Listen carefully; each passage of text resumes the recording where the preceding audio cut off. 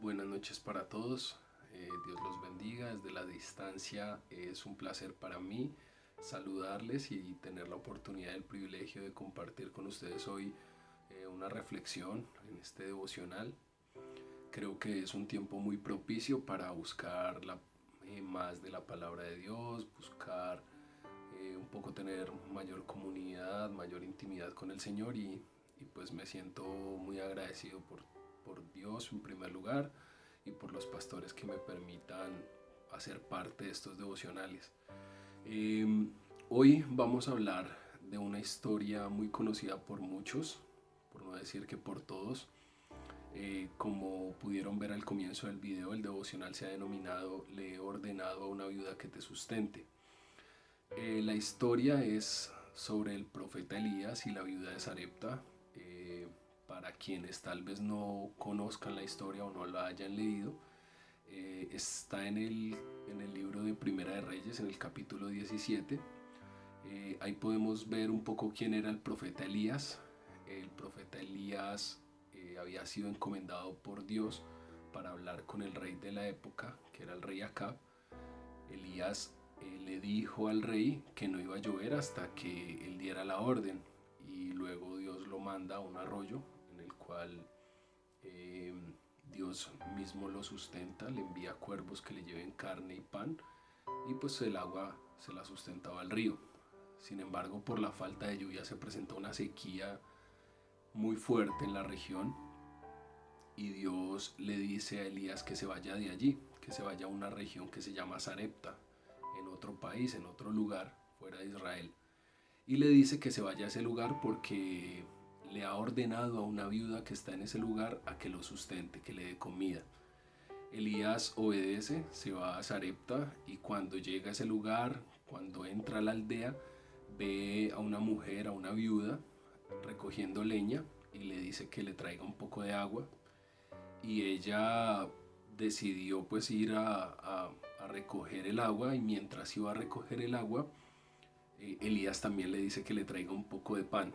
Sin embargo, pues ella le contesta que lo único que tiene es un poco de harina y un poco de aceite, que ella estaba recogiendo un poco de madera para prepararse una torta y luego dejarse morir junto a su hijo.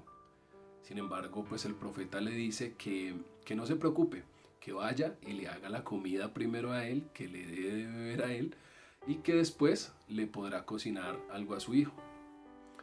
Eh, en esta historia yo quiero resaltar dos puntos. Hay dos puntos que me llaman la atención. Y el primero tiene que ver directamente con el Señor, con la orden que da el Señor. Porque Dios envía a su profeta con una viuda pobre.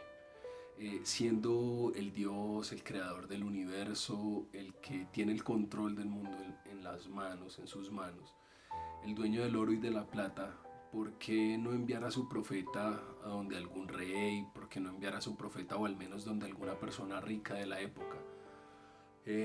Tal vez alguna persona que pudiera brindarle protección, estabilidad, tal vez alguien que pudiera al menos asegurarle sustento continuo.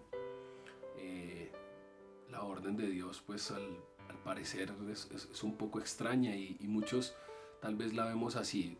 Y me preguntaba cuando pensaba en esta palabra, si esto era acaso una lección para Elías, o si era acaso de pronto la voluntad de Dios para bendecir a la viuda.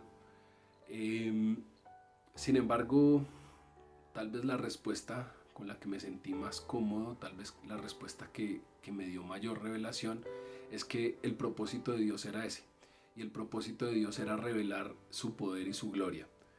Supongamos que quien hubiera hospedado a Elías no hubiera sido la viuda, sino hubiera sido un personaje rico de la época.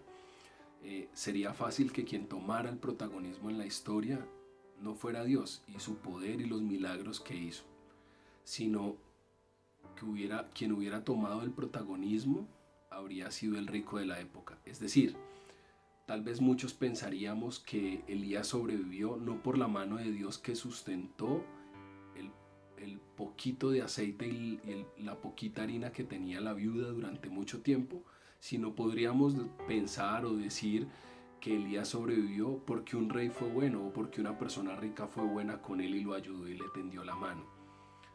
Entonces creo que el propósito de Dios era ese, que mostrar su poder, su gloria y su misericordia en la vida tanto de Elías como de esta viuda. Sin embargo, también cuando pensaba en esto, en este mensaje, eh, creo que esa misma inquietud permanece hoy en día.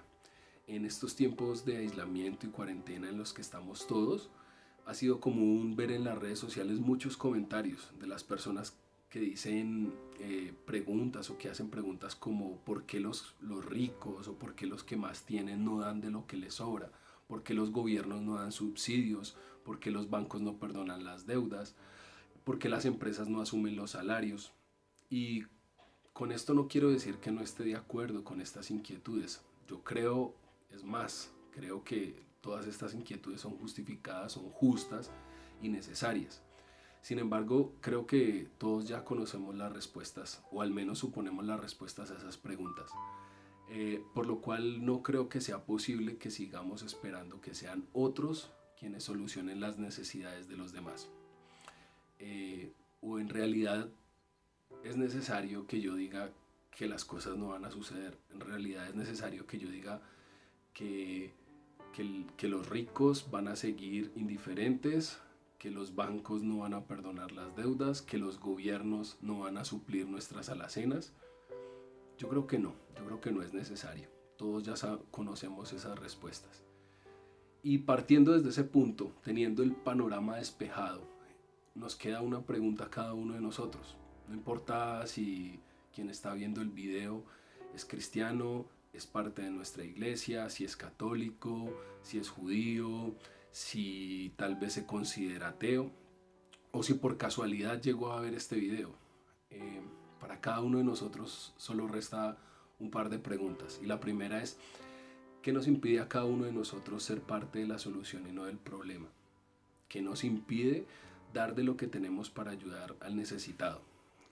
Tal vez nuestra respuesta pueda ser la misma de la viuda. No, yo solamente tengo lo mío, lo necesario, lo justo. Voy a, voy a acaparar lo que tengo y lo voy a mantener porque es lo único que me queda para subsistir.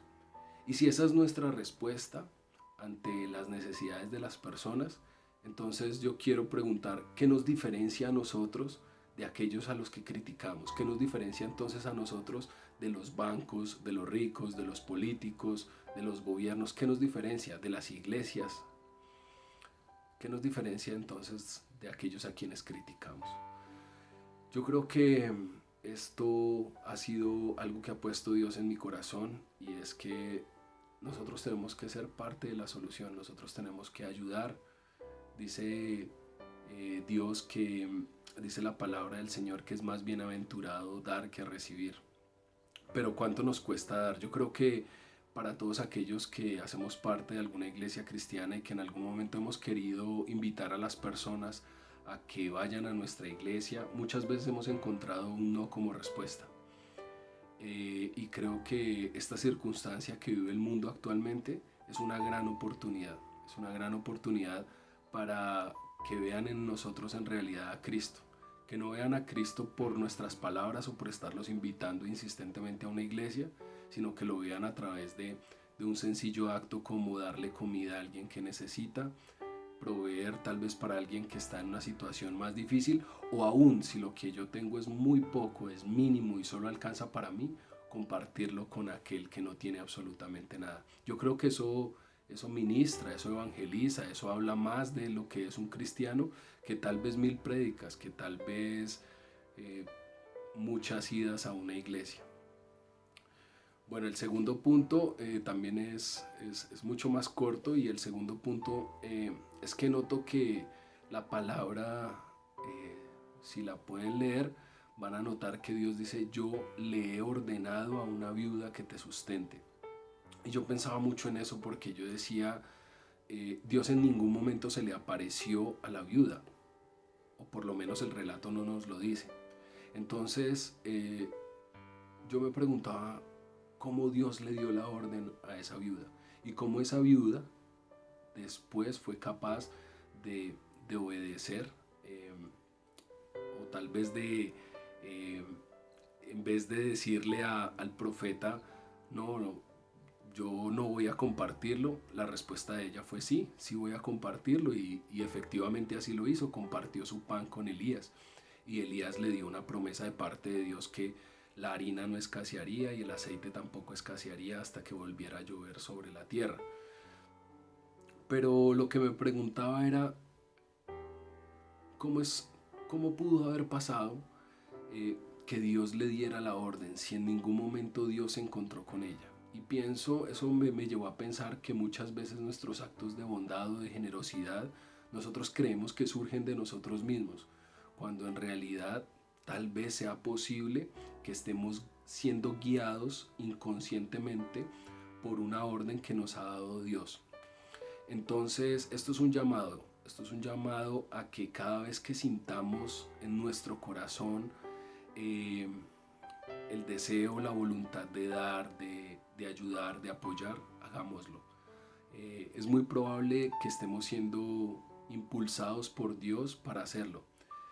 Tal vez si no lo hacemos, es muy probable que Dios emplee a alguien más, envíe a alguien más a dar. Las misiones de Dios no se van a quedar sin hacer porque nosotros no las hagamos. Pero quien habrá perdido la oportunidad de servir a Dios habrá sido cada uno de nosotros. Creo que la invitación entonces es a tener un corazón abierto, aprovechar las circunstancias en las que está envuelto el mundo y la sociedad por esta situación actual, y a tener un corazón dispuesto a ayudar, dispuesto a dar, dispuesto a compartir, a no mirar quién da y quién no da, o cuánto da cada uno, o esperar a ver quién va a solucionar. No, seamos parte de la solución, apoyemos, no solamente con nuestras oraciones, está bien orar, súper importante y súper necesario, pero también mostremos con lo que tenemos, poco o mucho, que Dios vive en nosotros, y que Él es, así como Él es generoso con nosotros, nosotros también podemos ser generosos con los demás. Bueno, esa es la reflexión del día de hoy. Espero que el Señor los bendiga. Los quiero mucho, los extrañamos mucho. Un saludo muy grande de parte de toda mi familia, y esperamos verlos pronto. Dios los bendiga a todos y chao, bendiciones.